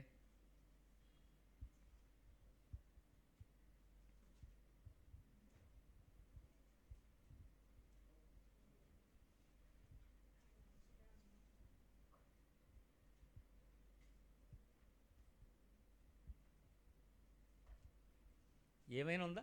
దేవుడికి మీకు మధ్యలో ఎలా ఉండాలని ఏమైనా ఉందా? ఏం లేదు. కానీ ఈ ఒక్క విషయం మాత్రం దేవుని దగ్గరికి వెళ్ళడానికి కూడా ఆటంకం, దేవుడితో ఉండాలన్నా కూడా ఆటంకంగా మారింది. అంటే దీనిలో ఏదో రూలు పెట్టినట్టే లేదా దీనిలో దేవుడు పెట్టాడు కదా. సో ఒకవేళ 20 ఏళ్లలోపు సిలువెక్కేటువంటి యవనస్తులకి అమ్మంటే కోపం, నాన్నంటే అసహ్యం ఉన్నంత కూడా వాళ్ళు నీ మేలు కొరకే, నీ క్షేమం కొరకే, నిన్ను కీడు నుంచి తప్పించటానికే, నిన్ను మరణం నుంచి తప్పించటానికే, నిన్ను నిత్య జీవంలోకి వెళ్ళడానికే నిన్ను శిక్షిస్తున్నారని ఆ ఉత్తమ శిక్షకులుగా వారికి తల ఒగ్గు. ఈరోజు చాలామంది పెద్దవాళ్ళమైన మనకి తెలుసు ఏమని, ఈరోజు ఆ రోజు నాన్నే కనుక కొట్టకపోయి ఉంటే ఈరోజు నేను ప్రయోజకుడిని అయ్యేవాడిని కాదు. ఆ రోజు నన్ను శిక్షించకపోయి ఉంటే ఈరోజు మనం ఇలా ఉండుండేవాళ్ళం కాదు. ఆ రోజు నేను చేసిన తప్పుకి నన్ను 2 చెంపలు కొట్టి, రై ఏంట్రా దాని దగ్గరికి వెళ్ళావు, ఎందుకు అటు తిరిగావు అని నన్ను దారి తిప్పి ఇటు తెచ్చి ఉండకపోయి ఉంటుంటే, నన్ను ఆ ఇంట్లో ఉంచకపోయి ఉంటే నా పరిస్థితి ఏంటి అని ఈరోజు మనకు ఖచ్చితంగా బుద్ధి తెలుసు. కానీ 20 ఏళ్ల లోపు ఉండేటువంటి పిల్లలు బుద్ధి తెలియకపోవడం వల్ల, బుద్ధి నేర్చుకోకపోవటం వలన వారు అమ్మా నాన్న పెంపకం కంటే మరొక రుచి, మరొక అభిరుచి, మరొక వ్యక్తిత్వాన్ని చూసినప్పుడు చేసినప్పుడు అదేదో సంతోషంగా ఉన్నట్లుగా వారు భావిస్తూ ఉండటం వల్ల వారు తప్పు చేసే సాహసాన్ని చేయబోతూ ఉంటారు. కానీ బాధపడకుండా ఉండాలంటే వారికి బెత్తము తగును, వారికి శిక్షాదండము తగును, వారికి శిక్ష అవసరం అనే విషయం బైబిల్ చెప్పింది. జాగ్రత్త. మొదటి ధర్మంలో మొదటి విషయం, we should love them and we should respect them. ధర్మం ఇది. ఈ విషయంలో అన్ని విషయములలో ఇది దేవుని చిత్తమే. పిల్లలారా, తల్లిదండ్రులకు అన్ని విషయంలో మీరు లోబడి ఉండుడి. ఇది దేవుని చిత్తమే, దేవునికి ఇష్టమే. మిగిలిన విషయాల్లో రాయలేదు, అలా చూడండి. కాబట్టి ఈ విషయంలో దానికి రూల్ ఉంది, దాని ప్రకారం మనం లోబడ్డానికి ప్రయత్నించేద్దాం. శిక్ష కఠినంగా ఉందని మనం ఆ శిక్షణను తోసివేయద్దు. తల్లిదండ్రుల బాధను, తల్లిదండ్రుల మాటల్ని తృణీకరించద్దు. విషయంలో జాగ్రత్తగా ఉందాం. దేవునితో ఈ మాటను ప్రాక్టీస్ చేద్దాం. ఒకవేళ దూర ప్రదేశంలో ఉంటే మీ తల్లిదండ్రులతో మీరు ఫోన్లో సంప్రదించండి, మాట్లాడండి, వీడియో కాల్ చేయండి. లేకపోతే మీరు ఇంకేదైనా వాళ్ళకి మీరు పంపగలిగితే ఏదైనా ఇవ్వండి, చెప్పండి, వాళ్ళని సంతోషింపేలాగా చూడండి. అయితే దేవుడు చాలా మంచోడండి. మీకు శుభార్త చెప్తున్నాను, చాలా మంచోడు. నిజంగా దేవుడు ఎంత గొప్పోడని హృదయం కొవ్వినట్టు ఆనందిస్తుందంటే, చాలామందికి పిల్లలకి తల్లిదండ్రులు చేసిన బాధలు గుర్తుంటాయి కదా, మనకు గుర్తుంటాయి కదా. మన అమ్మ నాన్నతో వాళ్ళు మనకు చేసిన కొట్టిన దెబ్బలు కొంత గుర్తుంటుంది. కొంత వయసు దాటిన తర్వాత మనం తల్లిదండ్రులు అయిన తర్వాత వాళ్ళ మీద మనకి ఏమొస్తుంది? దేవుడు ఎంత గొప్పోడో తెలుసా? ముసలోళ్ళకి మన మీద మరుపు వస్తుంది. మన మీద వాళ్ళకి మర్చిపోతారు. వాళ్ళు మర్చిపోయి ఏమీ చేయరు. నువ్వు కూతురు అని, నువ్వు కొడుకు అని తప్ప వాళ్ళకి ఇంకేం గుర్తుండవు. వయసు పెరిగే కొద్దీ నీకు మమకారం పెరిగిపోతుంది. ఏదో చేసేద్దాం నాన్నకు అనుకుంటావు, నాన్నకి ఏం తెలీదు. నువ్వు వచ్చావా, నాన్న ఉన్నావా, అమ్మ అంటది నాన్న తిన్నావా, ఇంకేముండదు. వాళ్ళు పట్టు చీరయ్యి, ఒంటి నిండా బ్రాస్లెట్లు అయ్యి, బంగారు గొలుసులు అయ్యి, నాన్న అమ్మ నీ నుంచి ఏం అడగరర్రా. వాళ్ళు మర్చిపోతారు అవన్నీ. వాళ్ళు నీ నుంచి ఒకటే అడుగుతారు, నాన్న తిన్నావా, అమ్మ బాగున్నావా. ఏంటి వాళ్ళ మరుపు? ఏంటి నీ హృదయంలో వాళ్ళకి ఏదో చేయాలనే అరుపు? That's God's love. అది దేవుని ప్రేమ. ఈరోజు పరమ తండ్రి కూడా మనం చేసిన విషయాలని ఆయన వీపు వెనక వేసుకుని మర్చిపోతానన్నాడు. కొడుకు మాత్రం నువ్వు తండ్రిని ప్రేమిస్తున్నావు లేదో చూస్తానన్నాడు. జాగ్రత్త. నువ్వు తండ్రి కొడుకు స్థానంలో ఉంటే తండ్రిని ప్రేమించడం చూసుకో. తండ్రి స్థానంలో ఉంటే మర్చిపోయేలాగా చూసుకో. నువ్వు పెద్దవాడు అయితే నీ పిల్లల విషయంలో మర్చిపోవడం నేర్చుకో. వాళ్ళ గాయాలను గుర్తుపెట్టుకుని వాళ్ళని రేపి, నువ్వు అప్పుడు నాకు అలా చేసావురా, అప్పుడు అలా పెట్టావురా అని సాధించి ఏడిపించి వాళ్ళని చేదో కవ్వించి తెచ్చుకుందామని ప్రయత్నం చేస్తే పెద్దవాడు అయితే నువ్వు మరుపు తెచ్చుకో. చిన్నదానివైతే ప్రేమను పెంచుకో. నీ హృదయాన్ని దేవుని వైపు ఇద్దాం. ప్రభు దగ్గర ఆజ్ఞకు లోపడడానికి, ధర్మమును నేర్చుకోవడానికి ప్రయత్నం చేద్దాం. ప్రార్థన చేద్దాం.